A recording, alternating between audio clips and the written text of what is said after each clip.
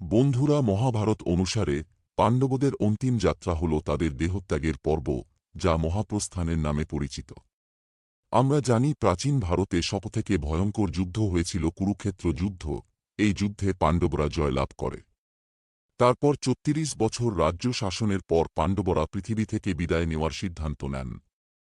এর জন্য তারা তাদের রাজ্য, ভোগবিলাস ত্যাগ করে সবাই সাধুর বেশ ধরে হিমালয়ে মহাপ্রস্থানের উদ্দেশ্যে রওনা হন। এই সময় পাণ্ডবদের স্ত্রী দ্রৌপদী ও তাদের সাথে রওনা দেন। তাদের এই যাত্রার মূল লক্ষ্য ছিল স্বর্গলাভ। মহাভারতের কাহিনী অনুসারে যুধিষ্ঠির একমাত্র পাণ্ডব যিনি শরীরসহ স্বর্গে যেতে পারেন। এটি একটি অসাধারণ ঘটনা।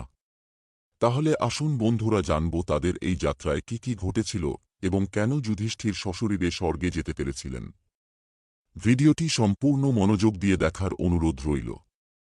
তার আগে আপনি যদি আমাদের চ্যানেলে নতুন হয়ে থাকেন তাহলে চ্যানেলটি সাবস্ক্রাইব করবেন, কারণ যাতে আমাদের এই রকম আপডেট আপনার কাছে দ্রুত পৌঁছায়।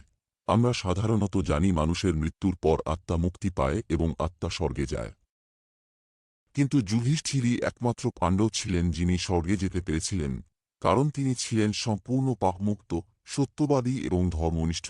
তিনি সারা জীবন ধর্মের পথে চলেছেন এবং কখনোই কোনো পাপ বা অন্যায়ের সঙ্গে নিজেকে যুক্ত করেননি। এই যাত্রায় একটি কুকুরও তার সাথে স্বর্গে যায়। যখন পঞ্চপাণ্ডব এবং তাদের স্ত্রী হিমালয়ের উদ্দেশ্যে রওনা দেন, তখন একটা কুকুর ও তাদের পিছু নেয়। ধর্মরাজ যুধিষ্ঠিরের নির্দেশে কুকুরটি তাদের সাথী হয়। তারা যখন হিমালয়ের রাস্তা দিয়ে উপরে উঠছিলেন, তখন একে একে সবাই নিচে পড়ে মারা যায়। মারা যাওয়ার কারণ তাদের জীবনের দুর্বলতা বা পাপের প্রতীক হিসেবে বর্ণনা করা হয়। দ্রৌপদী প্রথমে পড়ে মারা যান। ভীম যুধিষ্ঠিরের কাছে সতী দ্রৌপদীর মারা যাওয়ার কারণ জানতে চাই। যুধিষ্ঠির বলেন তিনি ৫ পাণ্ডবের মধ্যে অর্জুনকে বিশেষভাবে বেশি ভালোবাসতেন, তাই তিনি প্রথমে চলে গেলেন। এরপর সহদেব মারা যান। ভীম আবার কারণ জানতে চাই। তখন যুধিষ্ঠির বলেন যে জ্ঞান নিয়ে অহংকারের জন্য। এরপর নকুল মারা যান। যুধিষ্ঠির ভীমকে বলেন নকুল তার সৌন্দর্য নিয়ে অহংকার করার কারণে পড়ে মারা গেছে। এরপর পরে মারা যান অর্জুন। তখন ভীম আবার যুধিষ্ঠিরকে প্রশ্ন করে। তখন যুধিষ্ঠির বলেন তিনি তার দক্ষতা এবং বীরত্ব নিয়ে অহংকার করেছিলেন অনেকবার, তাই তার এই দশা হল। এরপর ভীম নিজেই নিচে পড়ে মারা যান। তখন যুধিষ্ঠির ভীমকে উদ্দেশ্য করে বলে, ভাই তুমি খাওয়ার প্রতি অতিরিক্ত লোভের কারণে তুমি নিজেও চলে গেলে।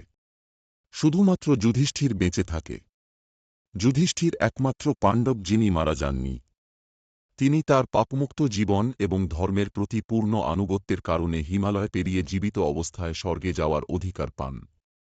যুধিষ্ঠিরের সঙ্গে থাকা কুকুরটি ছিল ধর্মের প্রতীক। শেষে দেবতা ইন্দ্র যুধিষ্ঠিরকে স্বর্গে নেওয়ার জন্য আসেন, কিন্তু কুকুরটিকে ফেলে যেতে বলেন। যুধিষ্ঠির কুকুরকে ফেলে যেতে রাজি হন না, কারণ সেটি তার সঙ্গী এবং ধর্মের প্রতীক।